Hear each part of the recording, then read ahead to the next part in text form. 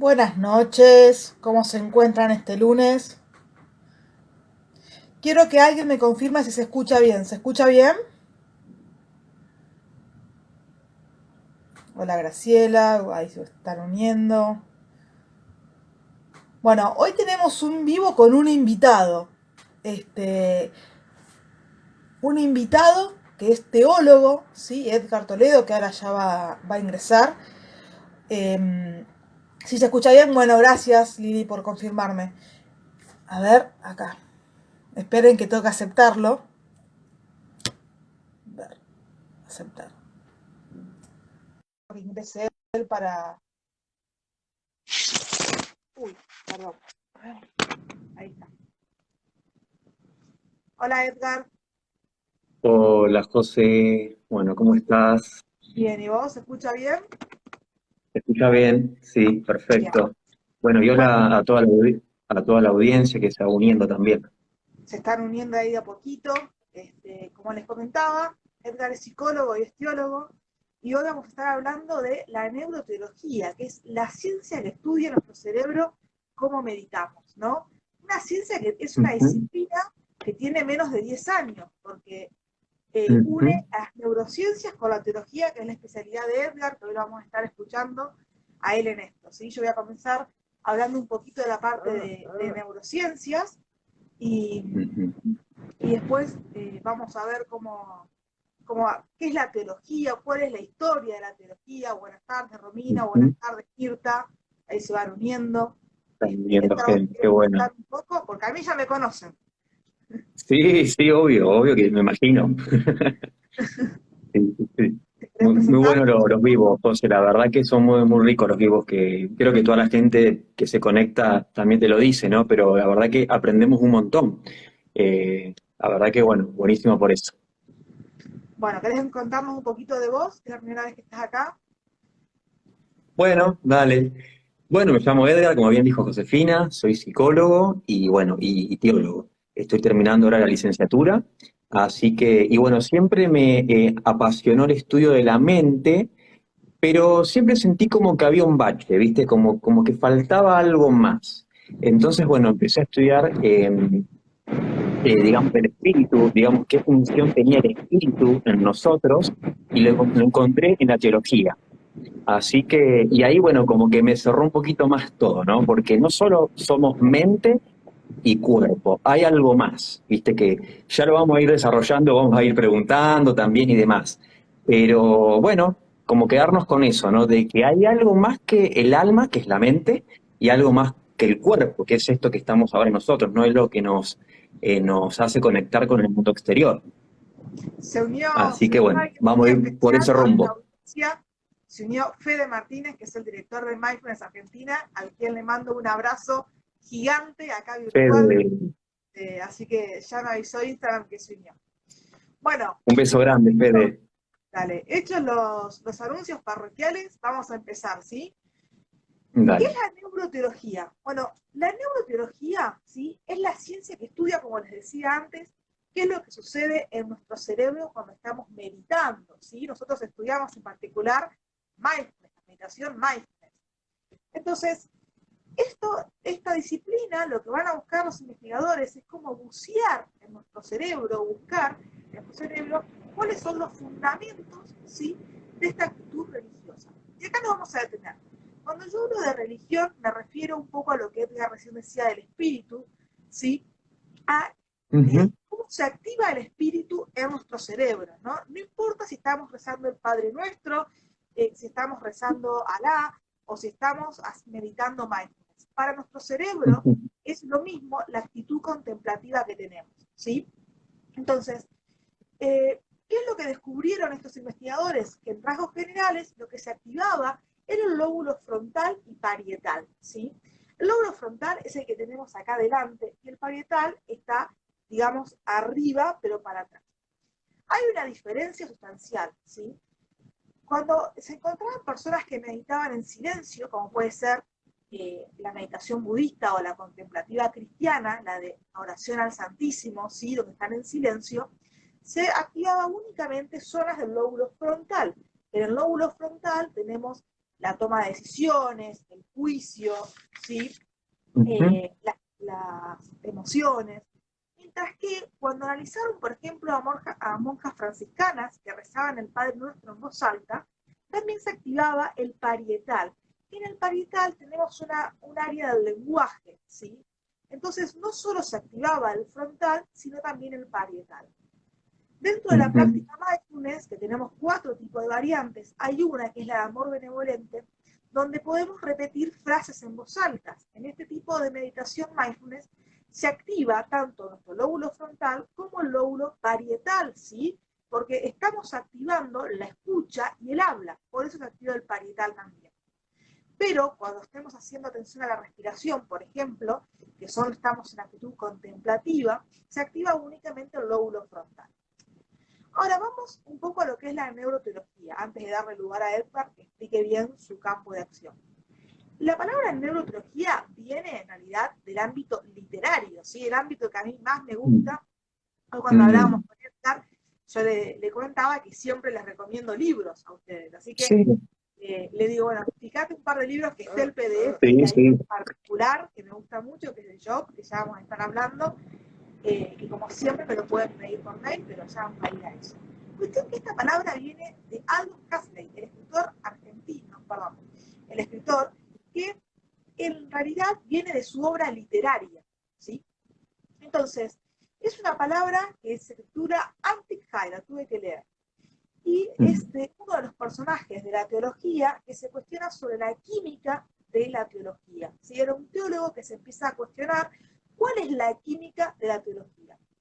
Y acá venimos a algo muy notorio en la historia de la ciencia, que es que Crick es el que ganó el premio Nobel en el año 2000 por el descubrimiento de la estructura de la molécula de ADN. Bueno, el mismo Crick ha estudiado qué es lo que pasa en nuestro cerebro cuando meditamos, ¿sí? Y él dice que la teología puede estudiarse a nivel molecular y que nos quedaría es la explicación de qué es lo que sucede en las neuronas y en las sinapsis. Fíjense que alguien tan importante en la historia de la ciencia y la biología como es Crick, que ganó un premio Nobel por el descubrimiento de la estructura de la molécula de ADN, se está preguntando qué sucede en nuestro cerebro cuando adoramos a un Dios, cuando rezamos o cuando meditamos, ¿sí? Entonces, la manera que tenemos en imágenes de ver esto es con el electroencefalograma, ¿sí? Que es un estudio, de alguna manera vemos el cerebro que se enciende por colores según las áreas que se activan. De esta manera es que los investigadores pudieron encontrar que ponían a una persona a meditar, a hacer mindfulness, mientras estaba conectada, y así no sé, un electroencefalograma, y veían que se coloreaba el lóbulo frontal, ¿sí? De esa manera tienen los investigadores para ver qué lóbulos se activan.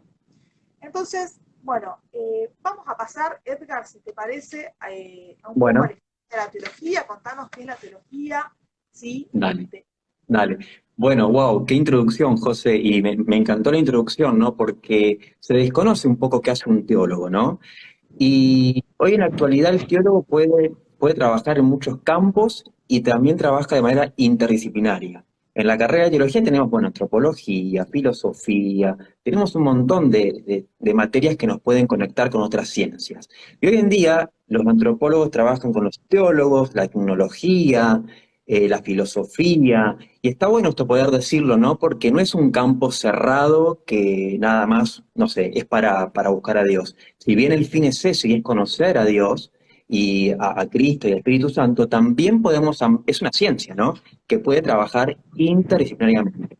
Bien, la teología, bueno, es la ciencia que estudia a Dios, ¿sí? Y cómo el hombre también ve a Dios, porque cada uno también tiene su manera de ver a Dios, ¿no? O cada uno tiene la manera de buscar a un Dios. Entonces también acá podemos decir que hay un objeto de estudio, pero también hay una subjetividad, que cada uno lo busca a la manera que uno tenga ganas también, ¿no? Em, pero bien, la teología, bueno, es el estudio de Dios, ¿no? Teos viene de Dios y logía o logos viene de estudio, ¿sí? Así que bueno, más o menos para arrancar es esto, es el estudio de Dios y cómo el hombre ve a Dios. Quiero hacer una salvedad en esto, Edgar, si me permitís, Sí. que la palabra teología en su momento era el estudio de Dios, pero hoy mismo podríamos decir que en la actualidad también es el estudio de la contemplación, independientemente si estamos ante un Dios o en lo que es la meditación mindfulness, que estamos meditando en la actitud contemplativa, no a una claro, figura en específico, ¿no? Porque exacto. digamos, la ciencia evoluciona y no así por ahí el Ujú. término que ha quedado estancado. ¿Vos qué decís de esto? Sí, sí, sí, sí. Y bueno, qué bueno que me decís, porque también está bueno decir esto, que la palabra teología no está en la Biblia en realidad. La palabra teología viene de Grecia, ¿no? En el siglo 4 o 5, donde los griegos, bueno, que estudiaban a los dioses, querían, bueno, como poner un término a esa ciencia, digamos, o a esos inicios de la ciencia, ¿no? Y donde la primera vez que se nombra teología es en la República de Platón, que viene de la filosofía. Así que imagínense Sí, cuánto cuánto hace, ¿no? el término, ¿no? ¿Y nos contás un poquito de la Exacto. historia de la teología? Perdón, no te escuché, José. ¿Nos contás un poquito de la historia, ya que decimos que viene desde Grecia, de la República de Platón, ha recorrido un camino importante hasta llegar a la actualidad? Sí, muchísimo. Bueno, como dijimos recién, viene de Grecia, ¿no? Donde, bueno, los primeros teólogos, por así decirlo, empezaron a estudiar sus dioses, pero bueno, después podemos contar un poco también que viene la religión del judaísmo, los hebreos, donde ahí también ellos empiezan a hablar de un dios, ¿sí? Y ahí, bueno, se empieza como a construir esta ciencia, que en la actualidad la conocemos como teología, y también un paréntesis, porque no todo teólogo es creyente, ¿no? Sí, como dijimos, es una ciencia donde el teólogo estudia la palabra de Dios, la Biblia, que se divide en dos, Antiguo Testamento y Nuevo Testamento, para hacer ciencia, para generar conocimiento. Ahora está también el teólogo que estudia la teología, pero la practica, ¿sí? Entonces, bueno, están como esas dos, como corrientes, podríamos decir, ¿no? Pero bueno, yo soy más de la corriente de que cuando uno estudia algo, lo tiene que creer, ¿no? Porque es como decir, bueno, estudio psicología y no creo en la psicología. Pero bueno, somos subjetivos y podemos elegir. Está buenísimo eso. Sí. Bueno, y decinos, ¿qué puede aportar la teología, ¿no? En uno de los vivos, a mí me gusta mucho Víctor Frank, yo he hecho varios vivos hablando de Mm. la obra de Víctor Frank, y Víctor Frank habla siempre del sentido de la vida, ¿no? Eh, Entonces, ¿qué nos Ujú. puede aportar la teología a lo que es la visión de la vida, ¿no? ¿Cómo analiza la teología la vida humana? Bien. Bueno, mira, el término vida, ya que hablamos de vida, ¿no? El término vida en griego, digamos, se puede dividir en tres. Está la vida psíquica, la vida biológica y la vida zoe. Muchos me dirán, bueno, ¿y esto cómo es? Vamos a explicarlo. La vida psíquica, bueno, es la vida mental, es la vida del alma, que hagamos explicar también qué es el alma, porque también hay una confusión de diferenciar qué es el alma y qué es el espíritu. Sí, son dos cosas distintas, pero que a la vez están juntas porque somos seres integrales, ¿no? Pero cada una tiene su, ¿cómo decirlo? Su función, ¿sí? Entonces, está la vida psíquica, que es los pensamientos, las emociones, lo que pensamos, las decisiones, ¿sí? Está la vida biológica, que es el cuerpo, que es esto, lo que nos conecta con el mundo interno y externo. Y está la vida Zoe, que es la vida de Dios, es la vida que tenemos nosotros, que tiene que ver un poco con, ya me adelanto un poquito, con el espíritu, ¿no? Digamos, el espíritu nos conecta con eso, ¿sí? Que es superior a nosotros. Entonces viene como por ahí. Ahora, si queremos buscar base bíblica, pueden anotarlo en Génesis 2.7, donde ahí explica, ¿no? Esto, la Biblia, cómo Dios tomó del polvo, ¿no? Sopló su aliento y ahí se hizo el ser viviente. Y ese ser viviente es el alma, es lo que está en el medio del espíritu y del cuerpo, es el intermediario, es nuestro yo, nuestros pensamientos, nuestras actitudes, lo que queremos, lo que deseamos, y bueno, podemos seguir. Y vos ahí hablabas un poco del alma y el espíritu. ¿Querés contarnos qué es el espíritu, qué es el alma y qué es el cuerpo? Dale. Bueno, mira, el alma, como veníamos diciendo, es el intermediario del espíritu y del cuerpo, ¿no? Bien, y si vamos un poquito a la psicología, que también es mi campo, y está bueno como también pensar la teología de la psicología, porque son, a ver, si vamos a pensar un poquito más global, la psicología estudia el alma, la mente, la psiquis, la teología, el espíritu, y yo creo que se unen muy bien, ¿no? Yo cuando estudiaba psicología siempre tenía como eso, bueno, muy bien, me explican un montón de métodos, están muy buenos, están excelentes, me encantan. Pero acá falta algo. Y Víctor Frank, el que vos nombraste, él dice en uno de sus libros, un psiquiatra, ¿no? Que él dice que la terapéutica sin clave espiritual es un pan. Y esto a mí me hizo luz, porque dije, wow, encontré por lo menos alguien que pensaba un poquito como yo, o en realidad, bueno, yo soy el que pensaba un poquito como él, ¿no? De que, claro, faltaba algo, hay algo que no termina de cerrar, ¿sí? Y bueno, vamos a empezar a explicar por qué creo yo también y por qué cree la teología que es así. Vos me preguntabas qué es el alma. Si vamos a la psicología, el alma se construye, la psiquis se construye.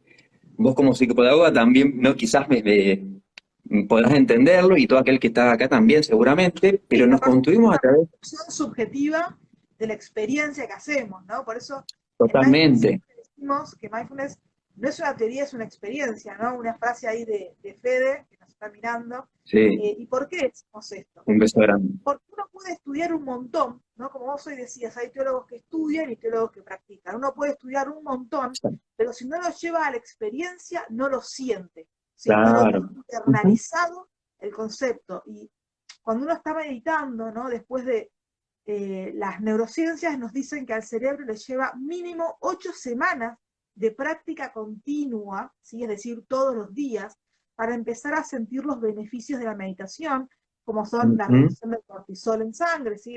La reducción del estrés, Sí. mayor tranquilidad, paz interior, mayor tiempo para dar una respuesta, ¿sí? O sea, nosotros hablamos del piloto automático. El piloto Ujú. automático es cuando apenas nos dicen algo, nosotros reaccionamos y damos una respuesta. Con la práctica Exacto. mindfulness podemos desactivar ese piloto y cuando vamos a dar una respuesta, no reaccionar, sino responder. Pensar lo que vamos a Ujú. decir y después responder, ¿no? Pero bueno, como te decía, al cerebro le lleva al menos 8 semanas para convertir esta teoría en una experiencia que el cuerpo empieza a registrar. Entonces, Totalmente, sí, sí. Y si vamos al alma, bueno, esto que vos decías, ¿no? El piloto automático y todo. Somos construidos por un otro. Y la psiquis de la psicología, desde el psicoanálisis, desde una corriente de la psicología, dice que nosotros nos construimos por un borde. ¿Qué es el borde? Bueno, es la ausencia de un deseo. Vieron que siempre como que queda algo ahí que no termina de cerrar en nosotros. Bueno, porque nos construimos en un borde de un deseo. ¿Y qué es el deseo? La ausencia de algo. Entonces imagínense, ¿no? Si nuestro cuerpo es complejo, imagínense nuestra alma, lo compleja que es, ¿no? También, pero a diferencia del cuerpo, es más frágil. ¿Por qué? Porque están las emociones, tenemos, si vamos a hablar de la vida en general, tenemos el dolor, las pérdidas, el entender al otro, la empatía, la no empatía, o sea, tenemos un montón de cosas que tenemos que como construirlas y quizás a veces desconstruirlas para volver a construirlas, ¿no? Que es un poquito lo que Mindfulness como que propone también, ¿no? De poder ser más consciente de lo que estoy diciendo, de lo que hago, de lo que quiero, a dónde quiero ir y demás. Así que bueno, el alma sería eso entonces, es una construcción, ¿sí? Psíquica que va acompañada de un otro y que siempre es más frágil, porque tenemos diferentes maneras de construir un alma, ¿no? Están aquellas personas que son más empáticas, aquellas personas que por ahí, por su pasado y por su historia, no pueden dar amor, o sea, eh, somos súper complejos y eso hace la subjetividad de cada uno, ¿no? Edgar, en un vivo que hice que se llamaba El arte de amar, hablé un poco de la obra de Eric Fromm, ¿no? Donde Eric Fromm menciona 5 destinos amorosos: el amor fraternal, que es el amor por los pares, por los hermanos, los Sí. amigos, el amor a otro ser humano. Habla del amor maternal, ¿no? El amor de una madre hacia un hijo, que también puede ser Sí. paternal, él lo figura en la madre. Habla del amor erótico, que es el amor a la pareja. Habla, y habla del amor a Dios. ¿Nos puedes contar un poquitito cómo mira la teología del amor a Dios? Sí, claro. Bueno, el amor a Dios, ahí ya podemos entrar un poquito lo que es el espíritu, ¿no? Bueno, el espíritu, digamos, es la parte que tiene que conectarse o activarse por medio de otro espíritu, ¿no? Como veníamos diciendo, el alma se activa por un otro, se construye por un otro. Ahora, el espíritu es exactamente lo mismo. Es como que, por lo general, lo que sucede es esto, ¿no? Que activamos mucho nuestra alma, nuestra psiquis y nuestro cuerpo, que son, desde la teología, podremos llamarlos como órganos, que se activan. Ahora, el espíritu también es un órgano que muchas veces no es activado. Y por no ser activado, ese órgano que no es activado, pero que busca algo, trata de saciarse con algo que no es el diseño original, podemos decir, ¿no? Bien. Yo acá Vamos un quiero hacer poquito una más. salvedad antes de Sí, que por ahí, cuando uno dice órgano, viene la palabra orgánico, de algo que es material, podemos tocar. claro, Acá, como claro, Edgar está diciendo, el alma la podríamos poner en el cerebro, las emociones, en el prefrontal. El espíritu no es orgánico, pero es una manera de hacer referencia a, ¿sí? exacto, exacto, exacto, sí, es algo que, digamos, que tiene que funcionar, ¿no? Como los órganos del cuerpo funcionan, el Ah, espíritu también tiene su función también. Está bueno, José, eso que dijiste, porque a veces por ahí viste un órgano del espíritu, claro. claro. Sí, sí, queda como que. Pero bueno, se entiende la idea, ¿no? Igual, de que, Esa claro, es la idea, o sea, órgano al nivel de funcionar, ¿no? Que es una entidad que tiene que tener una función y que se debe activar para entrar en función. exactamente. Y vos nombraste a Eric Fromm, ¿no? Y a mí bueno, que lo recomiendo al libro, creo que tenemos el PDF para quien que lo Sí. quiera, para enviarlo, que está muy bueno porque es un psicólogo social donde habla un poco de la teología, ¿no? Y va a decir un término que es la separatidad. ¿Qué significa esto? Que él habla un poco de Adán, de Eva, y dicen que ellos se hicieron conscientes de sí mismo y del otro, ¿no? Cuando todos sabemos el relato bíblico que dice donde, bueno, donde tomaron el fruto, comieron y se le abrió el conocimiento del bien y del mal.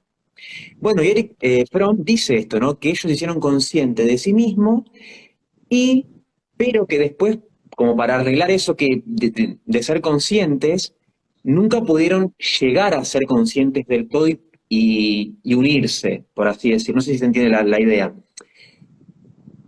Es como decir que nunca fueron, igual cuando quisieron unirse, fueron desconocidos, dice. ¿Mm? Entonces, el término separatidad se sigue usando y es aquello que todavía estamos buscando con el otro, que se logra a través del amor. Pero ¿qué pasa? A veces el amor del otro no alcanza del todo para llenar lo que a mí me sucede. Viste que siempre se dice que, bueno, el otro es tu media naranja, el otro te va a completar. Y en realidad sabemos que en las relaciones amorosas y hasta con nuestros hijos quizás nos pasa que no nos llena del todo. Claro, y acá viene muy bien el término este, ¿no? Separatidad. Estamos en la búsqueda continua de esa nueva unión que no llega. Y Porque acá de viene un alguna poquito lo del manera, espíritu. nosotros en Mindfulness Argentina somos muy ecuménicos, tenemos alumnos que son judíos, cristianos, católicos, evangélicos, bueno, evangélicos cristianos, pero musulmanes, Ujú, personas que no creen en ninguna religión, pero que la creencia es en busca de un más allá, ¿no? De, sí, cuando hablamos a nivel transpersonal, ¿no? Estamos buscando algo que va más allá del hombre, ¿sí? Y eso ujú, que nos completa puede ser Dios o puede ser la creencia en la tierra, pero el hombre claro, siempre está en esa búsqueda continua de algo que lo complemente y que no es un ser exacto, humano, porque ese ser humano en la vida tenemos, como decías muy bien vos, Edgar, la pareja, los hijos, y sin embargo siempre estamos buscando algo que esté más allá de lo humano, sí, ¿no? ¿Quién nos ha hecho sí, la pregunta qué viene después de la muerte? O ujú, qué pasa cuando ya no alcanza el amor humano. Todos dicen que el amor más grande es el amor de una madre hacia sus hijos. Y hay quienes ujú, dicen, no, el amor más grande es el de Dios hacia sus ujú, hijos. Bueno, la realidad es que se suele hacer la analogía, cuando hablamos más que nada del catolicismo y del judaísmo, de un Dios sí. Padre, ¿no? Para hablar de lo importante de lo que es el amor maternal. Pero como bien decías, el amor a Dios es algo que va más allá de lo familiar, de lo maternal, ¿sí? Más allá, sí, sí, y La esto que vos decías, meditación, ¿no? sí, Perdón que te corte, pero vos decías esto, ¿no? Que se activan un montón de cosas cuando, ¿no? Cuando buscamos algo superior. Y ahí ya tenemos evidencia, ¿no? De que hay algo superior y que si nuestro organismo responde a eso, ¿sí? Hay una evidencia también. claro. Y a la meditación, porque bueno, como bien decía yo antes, y Edgar le estuvo explicando, La teología primero estudiaba, ¿sí?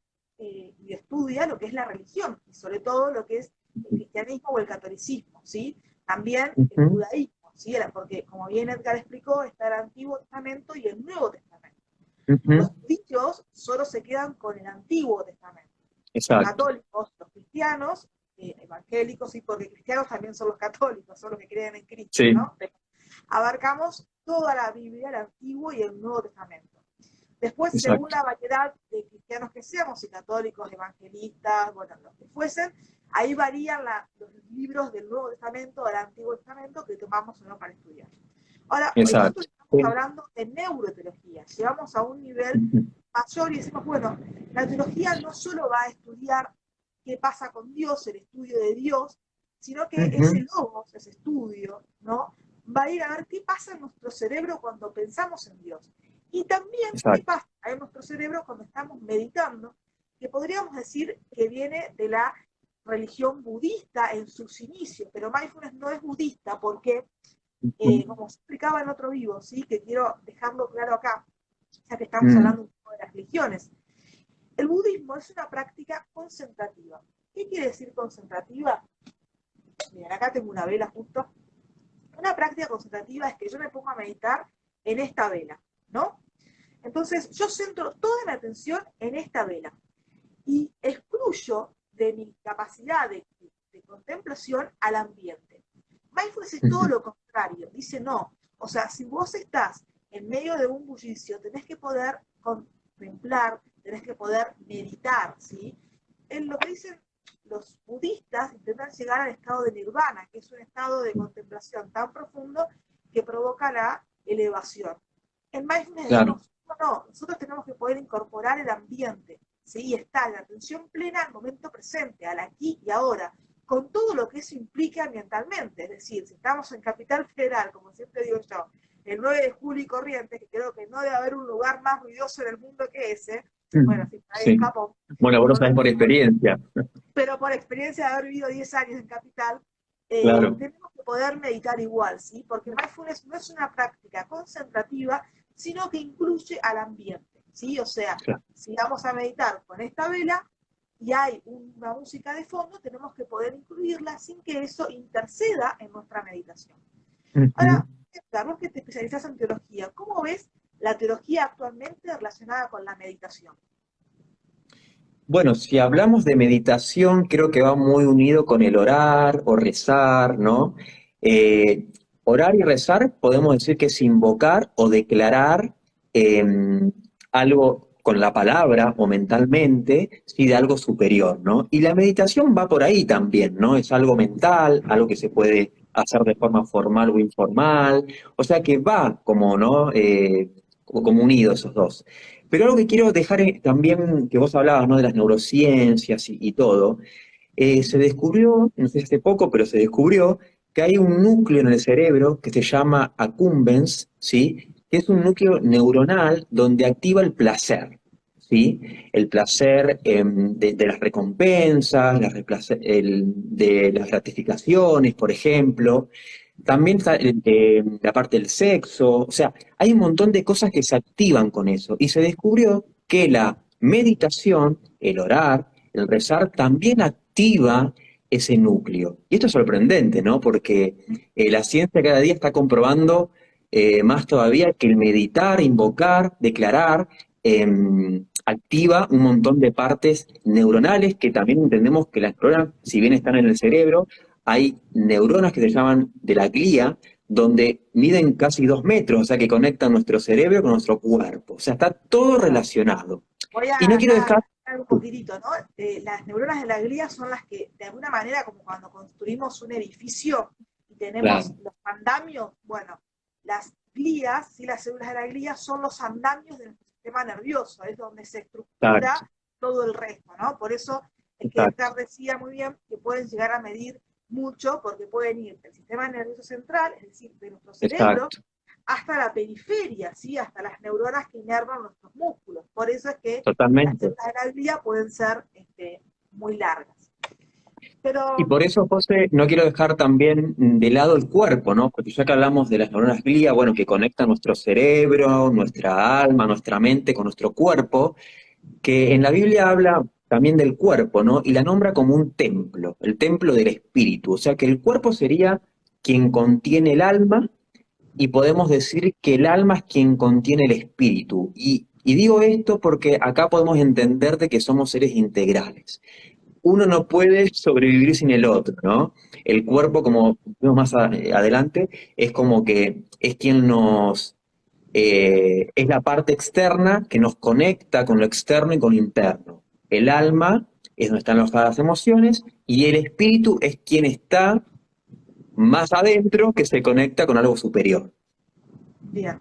Edgar, bueno, yo les comento, Edgar trabaja en el departamento académico de Máquinas Argentina conmigo, nos conocemos bastante, y sabe que Sí. yo tengo una afinidad importante con un protagonista del Antiguo Testamento, que es Job, Mm, ¿no? sí, Eh, sí, así que les voy a contar un sí, poquito sí, sí. de forma literaria la historia de Job, y después te voy a pedir, Edgar, si nos podés dar un poco de la interpretación teológica de este personaje Dale. bíblico que a mí me gusta tanto. Yo en el Bueno, mencionado, en el vivo de bipolaridad, mencioné un poquito de Job, ¿sí? sí. Job es un personaje que, como quien diría, lo tenía todo, ¿no? Tenía hijos, tenía tierras, tenía su esposa, tenía animales, ¿sí? Y un día cuenta, ¿no? En el Antiguo Testamento que va al diablo y le dice a Dios, ¿no? Bueno, Job es tu hijo y nunca va a poner como en tela de juicio que cree en vos porque lo tiene todo. Dice, así es muy fácil, ¿no? Creer en Dios. Y Dios le dice, Job es un varón recto, perfecto, temeroso de Dios y alejado del mal. Dice, podés tocarle todo menos su alma, ¿no? Dios le Mm, dice, podés ujú, tocarle todo menos el alma, que es lo que explicaba hoy Edgar, ¿no? Que es donde están las emociones y lo que va a activar después, nos va a ayudar a activar el espíritu. Cuestión que lo primero que le pasa es que les matan los animales, ¿no? Hay una sí. descripción de la cantidad de cabezas de ganado que tenía que no me la acuerdo en exactitud, ¿sí? Pero no viene al caso.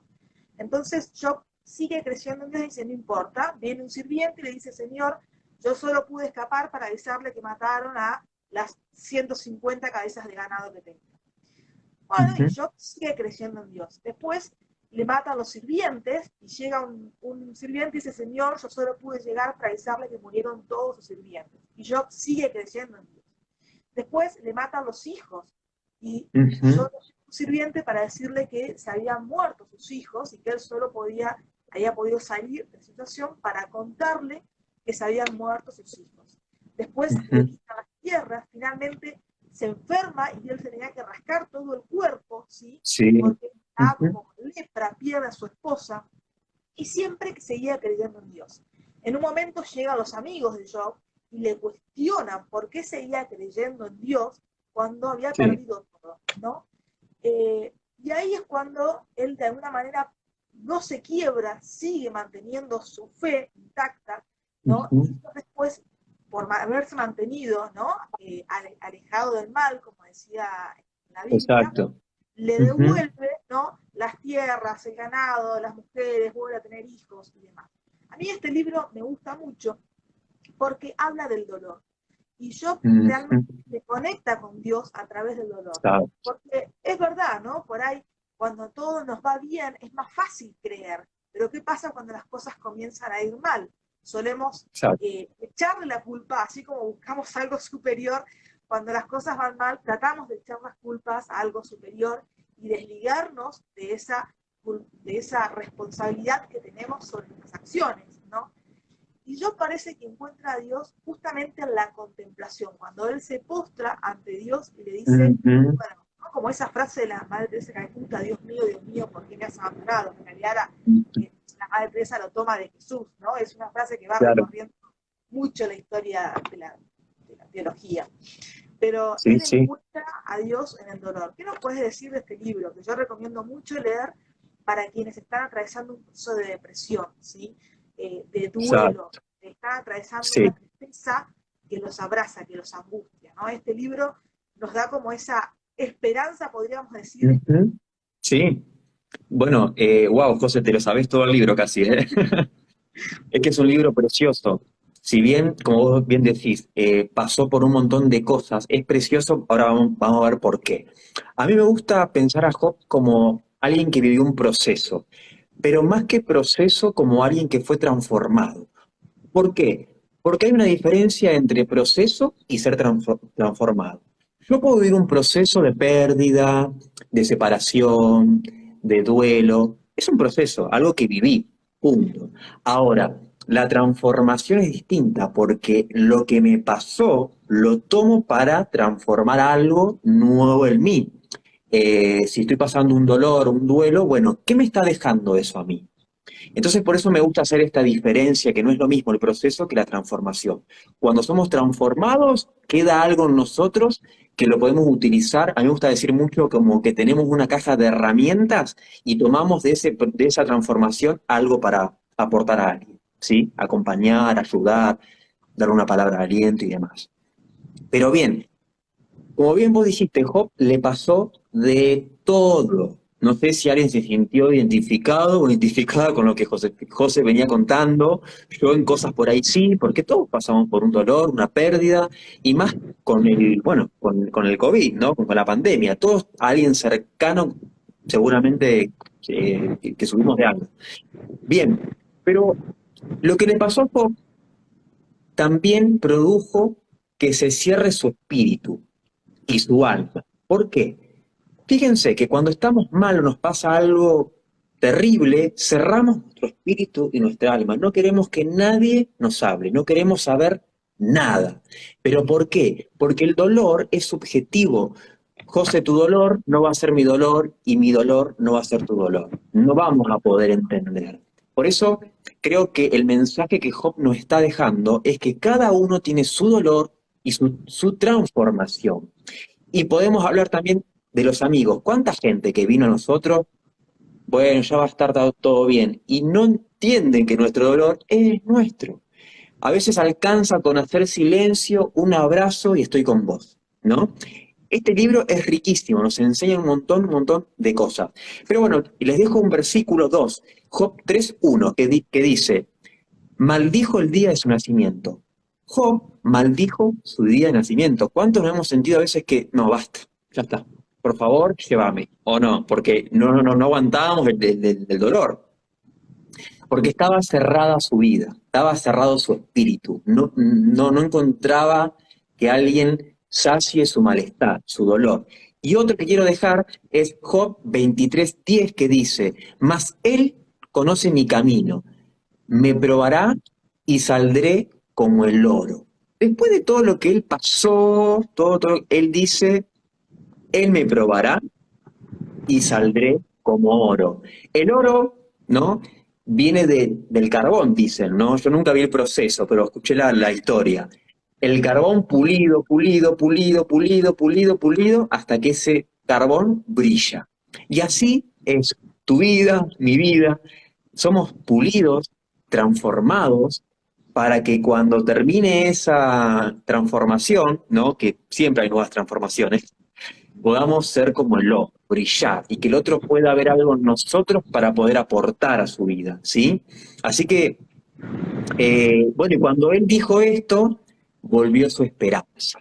Su Bien, espíritu se volvió a encender. el color esperanza. Color esperanza. El color esperanza. El tema de Bueno, fondo.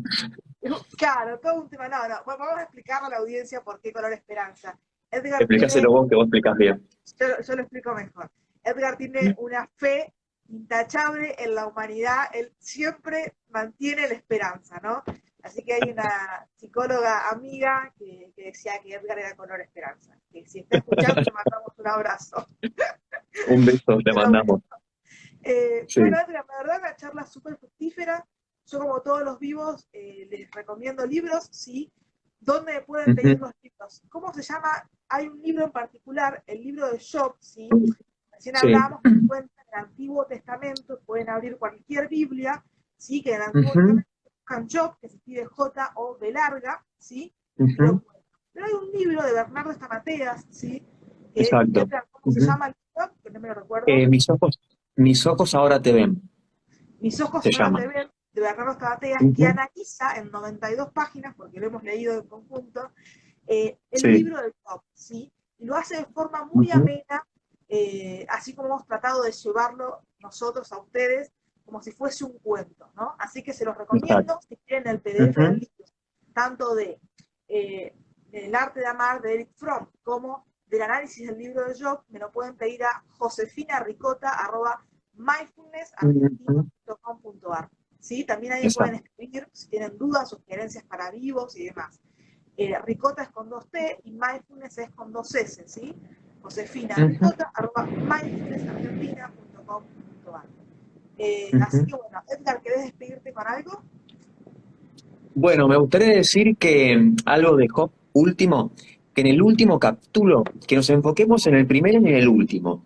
Él tenía todo, en el medio perdió todo, pero a lo último el Señor le dio el doble. Si bien las pérdidas no se reemplazan, porque perder 10 hijos debe ser tremendo, inimaginable, el Señor le dio el doble de todo, pero lo transformó en el medio, ¿sí? Y todo lo que le pasó cesó cuando él se enfocó en el otro. Y eso está buenísimo porque es lo que hace mindfulness también, ¿no? Es dejar de enfocarnos también tanto en lo malo para enfocarnos en algo bueno, en salir del piloto automático. O sea, como que tiene una línea ahí también, ¿no? Y por último, porque esto me apasiona y seguiría hablando, es dejarle una frase. El dolor es una cita privada con Dios.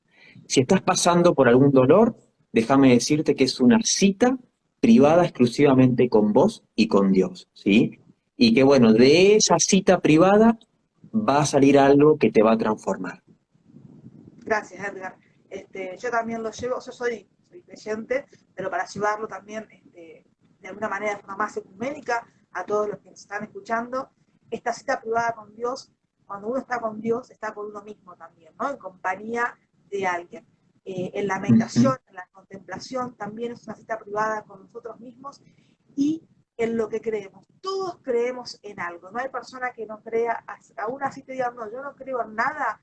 Bueno, cuando uno no cree en Ujú. algo, está negando la existencia de otra cosa. Así Bueno, que, ese tema, no voy a hablar ahora de eso, pero es para otro vivo. La fe es una sustancia. Todos tenemos fe. Es una sustancia. ¿Dónde direccionamos esa sustancia? Pero bueno, lo sí. dejamos ahí. Así que bueno, si quieren verlos, mientras esperamos, si tienen comentarios, ahí yo iba leyendo, bueno, los libros les dije, me escriben a josefinaricota.mindfulnessargentina.com.ar. No, perdón, josefinaricota.mindfulnessargentina.com.ar, sí, está bien. Si Ahí tienen está. comentarios, a ver, acá estoy leyendo, bueno, veo que les gustó, sí, espero que les haya gustado el vivo, eh, así que bueno, a ver Qué eh, bueno. si dicen, bueno, ahí se van, bueno, espero entonces sus comentarios. Edgar, muchas gracias por estar hoy con Gracias a nosotros, vos. Gracias, la verdad. Gracias, en serio. y bueno, como siempre, color verde esperanza. Color esperanza. La próxima con un cartel verde atrás. Nos vemos, Nos hasta luego, nos vemos. vemos. Hasta luego.